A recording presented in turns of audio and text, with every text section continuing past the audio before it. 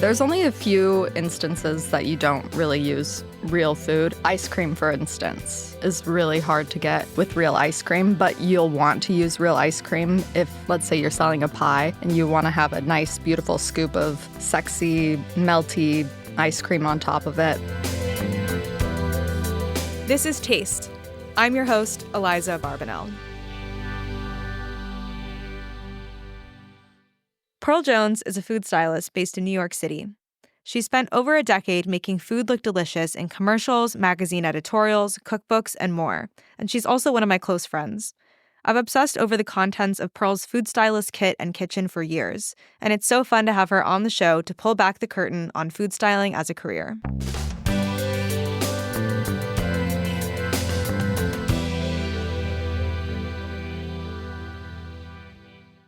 Pearl Jones, this is Taste. Thank you for coming on the podcast. Thanks for having me. This is so fun for me, for all of our listeners. Pearl is an incredible food stylist that I greatly admire, and also one of my close friends. And I befriended you because I met you on a set at a photo shoot and you had access to the free food. And I think that's a really auspicious start to our friendship and also a great reason to have you on the podcast today. Thank you so much. Yeah, I love that perk of the job, and I loved having you in my neighborhood and now my neighbor. So how do you tell when people just want to be friends with you for the food? Do you have a tell for people? You can kind of tell whose eyes are wandering over to the food when you're on set. And I typically, set aside things for people. If someone's like eyeballing the ribs, for instance. You're benevolent. Yes. So Pearl, to start out, can you tell me what exactly is a food stylist? What does that job entail? A food stylist is the person who is making the food sexy for whatever you're trying to sell. So if you are the food stylist on a cookbook, you're the person making all the food for that. If you're doing it for, let's say, a magazine that's trying to sell a picture, maybe you're making a really beautiful lemonade, something like that, to sell the picture. And I feel like people think that the food stylist comes in with like an airbrush and fake food and things like that, but that's not really true. Like you're actually cooking the recipe, right? Yeah, completely. There's only a few instances that you don't really use real food, and it's very specific. Like ice cream, for instance, is really hard to get with real ice cream, but you'll want to use real ice cream if, let's say, you're selling a pie and you want to have a nice, beautiful scoop of sexy, melty ice cream on top of it. That's different than if you are shooting a movie, for instance, and everybody has to have ice cream and there's hot lights and it's melting all over the place. You kind of have to have a backup. So what's the backup in that secondary, it's too hot for ice cream situation? There is a combination of things that one mixes. I think that a lot of food stylists have their different methods of going about it, but it's a combination of shortening, powdered sugar. I like to use, for instance, if it's strawberry ice cream, I use strawberry jam, maybe some food coloring to get it the right consistency. Maybe Caro syrup is involved. Wait, Caro syrup? What is that? Caro syrup, it's that clear, it's almost like glycerin. Oh, see, I'm not a food stylist, so I've never purchased this in my life. I think that people use it for, is it for pecan pie? Yeah, okay, wait, I know exactly what you're talking about. Candy. Yeah, pecan pie is the only time I've ever made this before. It's like pure corn syrup, kind of. Yeah, right? Corn syrup. Okay, I kind of love that. And can you take a step back and tell me, how did you decide that you wanted to be a food stylist? How did you know that was even a job that somebody could have? I was going to culinary school out west, and I was taking classes as electives on the side. And one of the classes was a film class. And I watched Marie Antoinette by Sofia Coppola. I love that. I know. I love that movie. And the food scene was absolutely insane.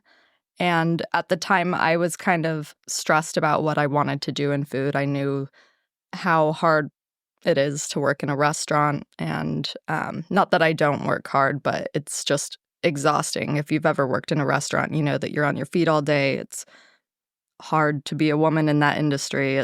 There's just a lot of things that go on. And so I was kind of feeling out what I wanted to do. I watched the movie and it kind of just clicked for me that I wanted to make the food for movies. So I started Googling, found out it was a career, and then moved to New York. I love that you moved to New York with the dream to be making like the kind of ornamental cakes that were in Marie Antoinette and all of that. I would imagine that your first jobs in the industry, you were not making like elaborate petit four. How did you go about like building a name for yourself? Is it mainly rooted in assisting other stylists at first? So, yeah, I sent out a bunch of cold emails, and I didn't realize that the people I was emailing were kind of top dogs. And so I just kind of naturally was able to assist people. They responded, and, I think I worked for free for a couple months, and then somebody took me under their wing and really showed me the ropes. So I know a little bit about what assisting a food stylist entails because I have gone grocery shopping for you for photo shoots Thank before, you.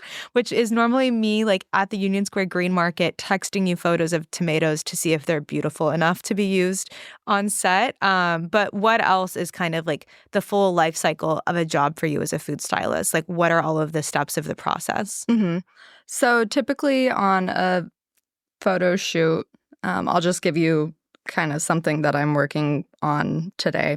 Someone gives me a bunch of recipes if it's an editorial photo shoot where we're selling the recipe. And I will go through that. I will make a grocery list. I will type it up. I will kind of analyze there's always a mood board involved. So I'll think about the mood board when I want to buy a beautiful label for wine or, what type of apples we want to see, something like that. And then I will type it all up. I will put in an order on Fresh Direct or, you know, Whole Foods Marketplace, something like that. If it's something that, I don't want to be carrying around 5-pound bags of flour, and I think that's pretty unnecessary. That stuff gets sent to the studio, and the rest of the stuff is hand chopped by me and an assistant. If there's things that need to be done ahead of time, those things need to be made, like pie dough, things like there's a marinade that has to be on the food overnight. We try to really go by the recipe, but you have to read the recipe and analyze it in a way that it's like, oh, is that going to look better doing it as the recipe, or do we have to go a little bit slower, cut things a little bit more intentionally, stuff like that. Yeah, it's interesting to me. Editorially, I feel like the food stylist is kind of the last defense against a recipe not working because you're cooking the recipe. So let's say you're doing a Bon Appetit shoot. You're cooking the recipes that are going to be photographed. And if it really doesn't work, then you're this opportunity where you can say like, hey, maybe someone should go back to this step again. But at the same time, you want it to look as best as it can be. So maybe you're like doing a really harder sear on a grill mark or something like that. How often do you find yourself giving feedback on the recipe versus just taking it where it needs to go yourself? I would say that most of the major food publications have a good series of steps to make sure that nothing messes up when it gets to me. And if something does mess up, which is kind of inevitable with the amount of recipes that you cook along the way, I definitely make notes, or I contact the food editor and say, hey, it's doing this. Is this what it's supposed to do? Have you experienced this before? And see what they say. Because if I were developing a recipe, I would want feedback like that something wasn't working, something, has Yeah. And you're also like already in conversation with the developer. Likely they have reference photos they've sent to you or something like that. Yep, completely. Yeah, which is actually really helpful. Some people don't. For cookbooks, for instance, it's a 50-50 gamble whether somebody has a reference photo or not. Yeah. So obviously you've been doing this for a while. How many years have you been food styling? I think 11. So 11 years. At this point, you probably have made almost everything under the sun, I would imagine. But I'm curious if there's ever been jobs that you've been on where you've been asked to do something that's been out of the ordinary and you had to kind of do extra research or knowledge on your part to make it happen successfully. Yeah, just recently have you seen that TV show, Is It Cake? Is it real or is it cake? Yes. Yes, I've seen. Yes.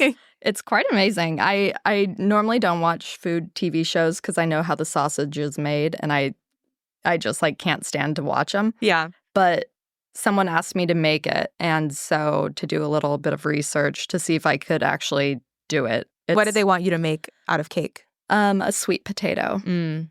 A Japanese sweet potato. Wait, I've seen photos of this. It's incredible. Yeah. Okay, so how did you achieve this? Because it really looks like a sweet potato. Yeah, it was so much fun.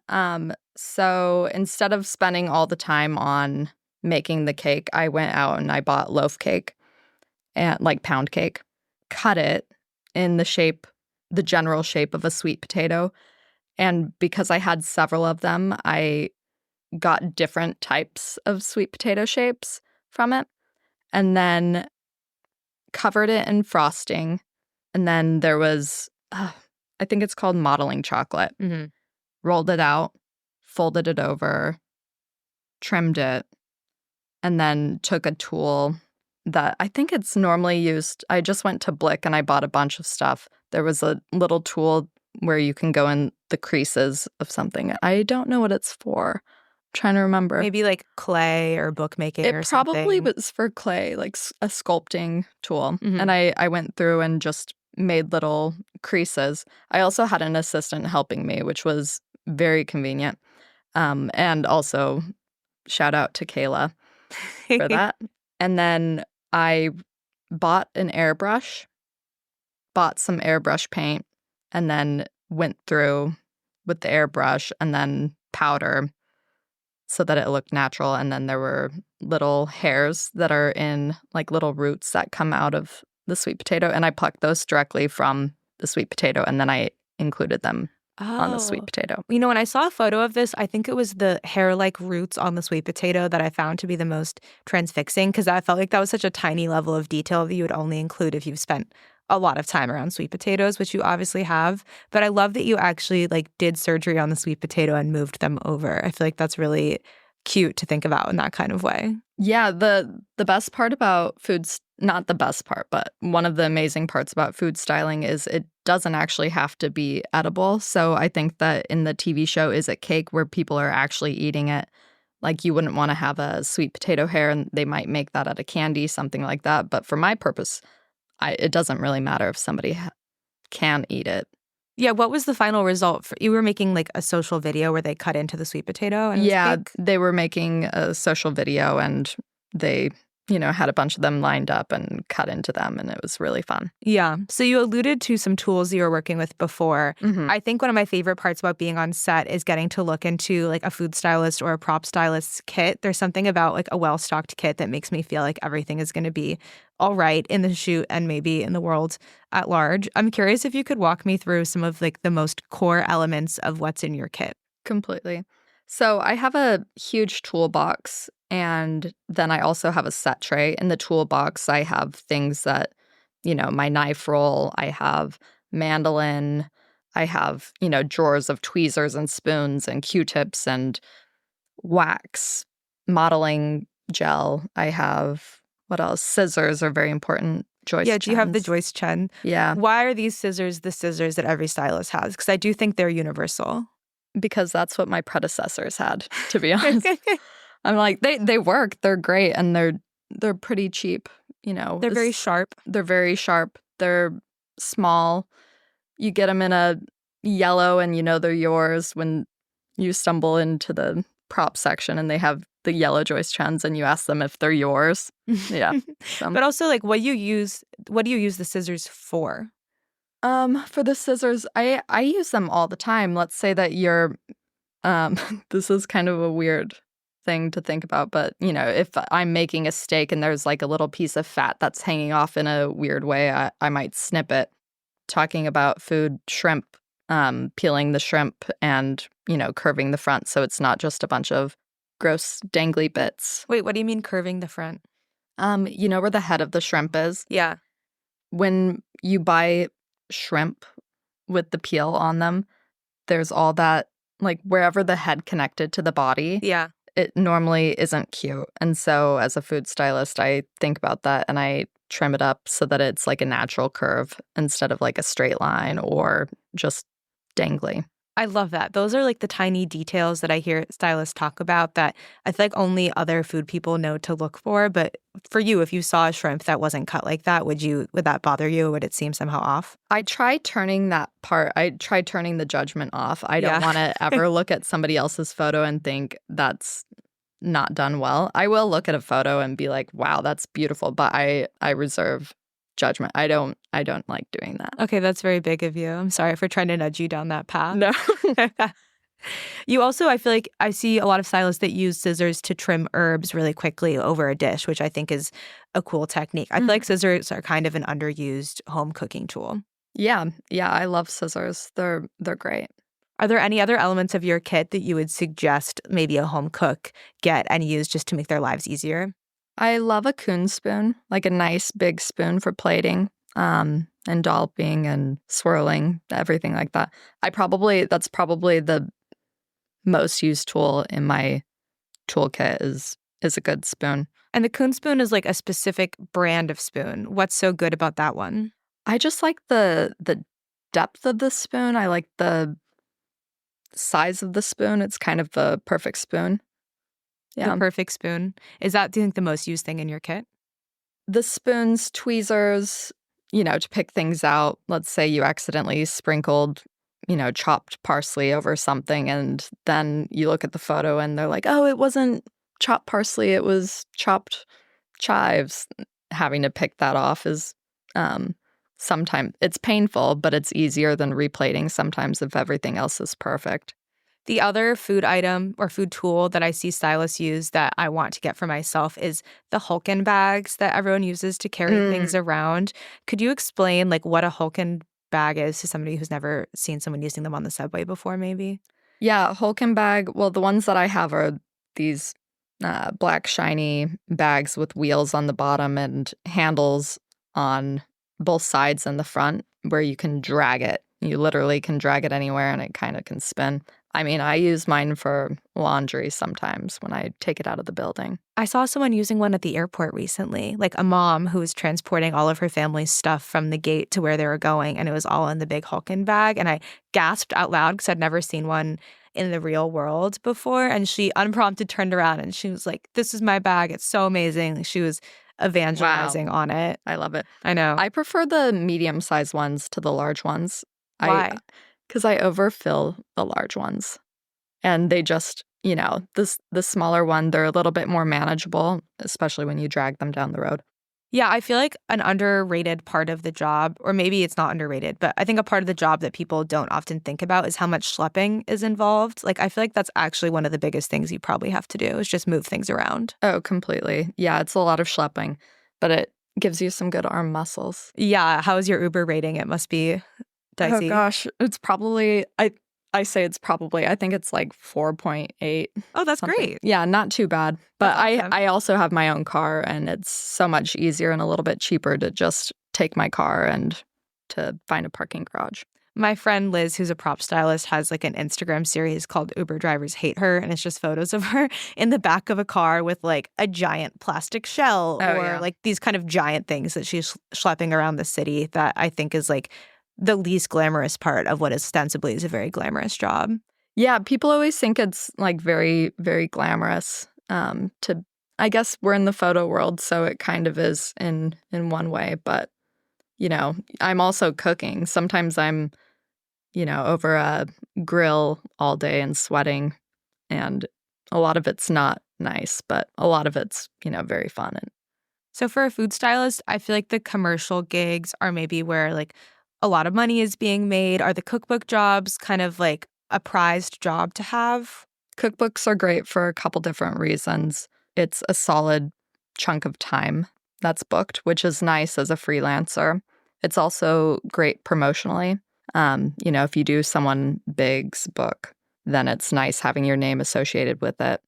You also get a lot of images. If you're shooting 100+ recipes, you're bound to have a lot of images that you love looking at and want to publish for yourself on your Instagram. So we're talking about like 100 recipes. How many recipes are standard in a cookbook? Like 120, maybe I, 100? I think so, somewhere around there. It depends on the person and the type of book. Right. And not all of them are being photographed for the cookbook, especially Mhm. these days. But roughly how long would you say a cookbook shoot is, and how do you prepare for something that substantial?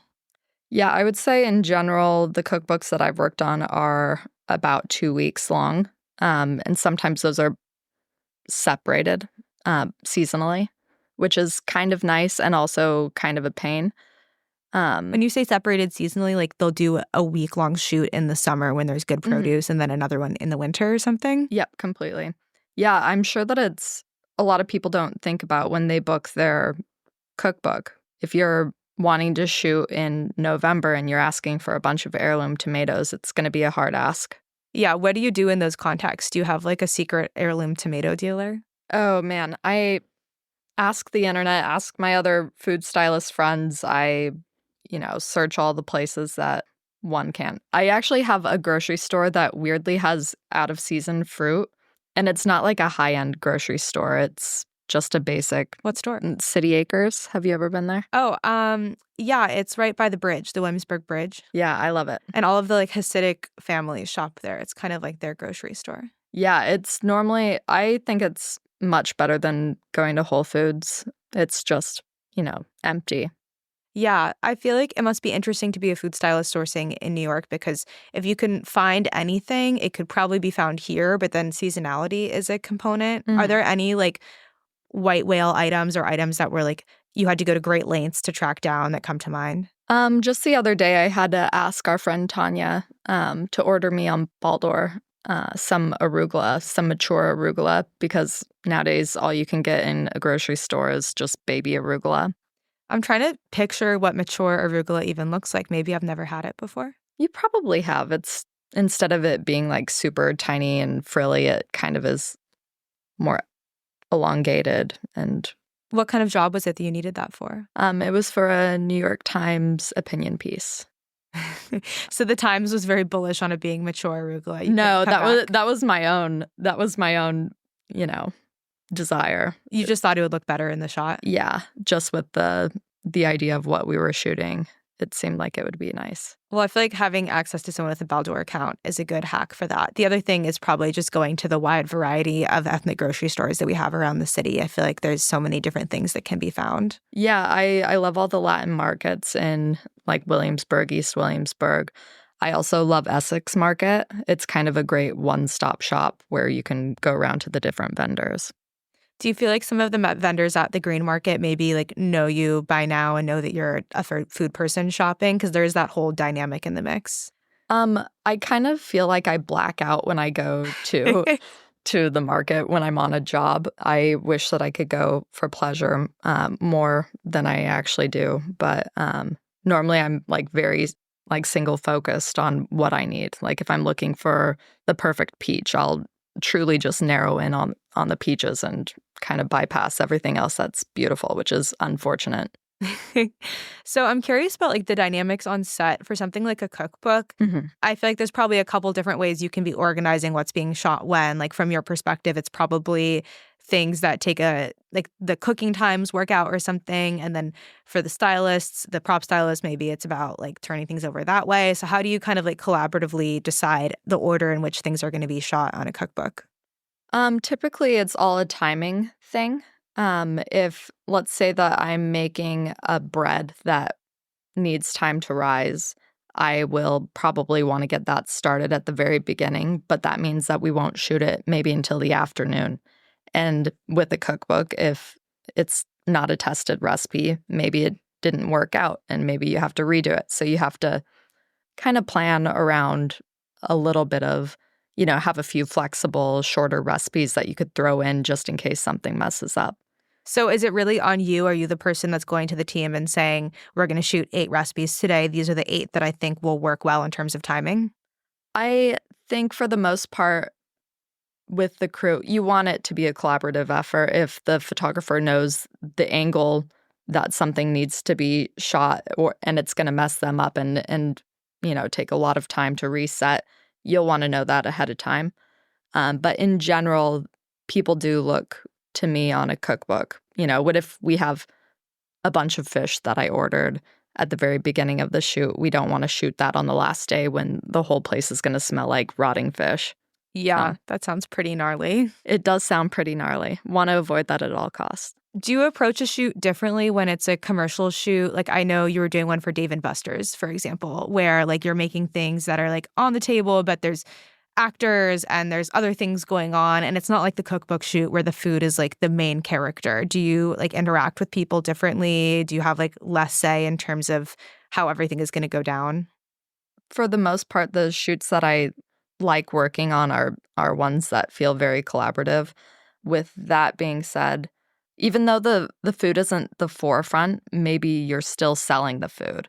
So even though there are actors or models involved, I want to make sure, and just from like a sense of pride in the work that I put out there, I want it to look good, always. But some things can set, you know, if there's a cake on set, but also it has to have a dollop of whipped cream, and then you're also doing, ribs and stuff like that. You'll probably give everybody the things that they need and then go in with a brush and, make it glossy or dollop the whipped cream at the very end so that it doesn't melt under the lights sitting there for, 20 minutes. If it's a glass with condensation on it and the condensation is fake condensation, I'll probably want to go through that with the model and be like, hey, if you move your hand around, your hand's going to get sticky. You'll probably just want to grab it how you want to grab it and hold it there. And if we need to adjust, I'll give you a fresh glass. So like the makeup artist comes in, they start touching up all of the people. Cut, you come in and you start touching up all of the food. Exactly. You said fake condensation, and I want to know more about that. Is that spritzing it with water or it's something else? It's going to be something else. You want something to stick on the glass unless people are drinking it, in which case you'll probably just want to do water or real ice and stuff like that. But yeah, it's a combination of glycerin and water in a little spray bottle of choice. And, being a food stylist, I can immediately tell when I watch a TV show whether someone's using fake ice, whether there was a food stylist on set or whether it was just given to an art department. Not all the time, but, Yeah. You said fake ice, which is one of my favorite things that I've learned about being on the other side of the curtain. What is the deal with the world of luxury fake ice cubes? There are hand-carved resin fake ice cubes that look amazing. They don't float, though. And then there are big blocks of, I don't even know what it's made out of. It's Trengrove. Yeah. Trengrove. A few other people make it as well, but it's this big, it floats and you chunk it off yourself. It's acrylic. Acrylic. There we go. What do you mean you chunk it off yourself? Like it comes in a big block and then you smash it? Yeah, there's a big. Oh, yeah. They sell two different types. They have the hand carved, like where every single ice cube is different. This is crazy. Yeah. It looks exactly like real ice. They're $80 for an ice cube. Oh, yeah. Those are the ones that I have. So your dowry is like a jar full of fake ice cubes, basically. Oh, they're like individually wrapped and they're in a case. And then do you rent them out to the production? Like, is it part of your kit that you would rent out or do you just bring them with you? Yeah, I have a kit fee. And so for a drink shoot, it's included in the kit fee. But, I've been collecting them over the years. So is there anything else like this $80 fake ice cube that is just kind of like outside of the norm of what somebody would expect to be being used on a shoot? People love feeling posh and wanting to shoot in a fashion studio, and the last thing they consider is food. And it's like, homeboy, you're literally selling food. I don't know why. Not a kitchen there's there. not a kitchen. And so sometimes I have to bring like a hot plate, and sometimes, we're selling something that's grilled. And it's like, I'm not going to be grilling in the middle of this fashion studio, in Soho, on the ground yeah. in Soho. And so I have like a little sear stick that, it solders anything that it touches. So it just gets really hot and then you can use it to get a nice brown sear on a steak or a grilled cheese sandwich or something? Yeah, it's like a little, I think it's used for wallpaper peeling. and you just, it smells so bad when you do it on meat. It's like you're literally branding the meat. That's when you crazy. touch it. I feel like one time I came with you to go to a hardware store to get something that you needed for a shoot also. And I can't remember what it was. I think it was like something that makes glass look frosted. Oh, yeah. I do remember that. That also goes back to the drinks, depending on the color of drink and what it is and the type of glassware that the prop stylist selects. Sometimes you need a matting spray to make the glass matte before you add the fake condensation. Otherwise, the fake condensation doesn't work? No, it's not about the condensation. It's the drink itself doesn't look cold. It looks fake. If you have a super shiny like CB2 glass and you have a cold brew that's inside of it with ice, and then you add a fake spritz, it just looks so fake. And so sometimes the matting spray makes it so that it actually looks chilled. I love that detail. And it was so funny for me because I went into the hardware store and the guy was like, well, what do you need it for? And I was like, I don't know what I need it for. I just need to get it. My friend's in the car. So that makes a lot of sense. Yeah. They call it a couple different things, but yeah, it's just a matting spray to make the clear glass a matte tone. So we're talking a lot about how you cook like on all these different kinds of sets for these different kinds of jobs. I'm curious about how you approach cooking for yourself at home. Do you feel like you take ideas or techniques from the shoots that you're on into your home cooking, or do you keep it kind of separate? A bit of a combination. If I cook a recipe that's really incredible and kind of like knocks my socks off, I will collect those, I'll save the page that I printed out and I'll fold it in half and I'll keep it in a cookbook. I have, a million cookbooks with all these loose sheets of delicious recipes, and sometimes I'll go back to them and sometimes I won't. But yeah, something like that. But for the most part, when I cook for myself, I keep it pretty simple. Oh, I love taking home the groceries that people don't want to take home. And then cooking from that, it feels a little bit like my own chop challenge. Yeah. Do you have a recent memory of like a strange chopped basket that you made for yourself based off of a set that you were on? I think the thing for me is taking the things that feel like a random thing and not necessarily putting them all together, but being like, okay, now I have half of a head of cabbage. What can I do with this? Maybe I'll make sauerkraut this week, or maybe I'll make a delicious like Basque cabbage soup or, something like that. So, and then invite people over and have a party. Do you feel like cooking so many other people's recipes makes you want to develop your own recipes?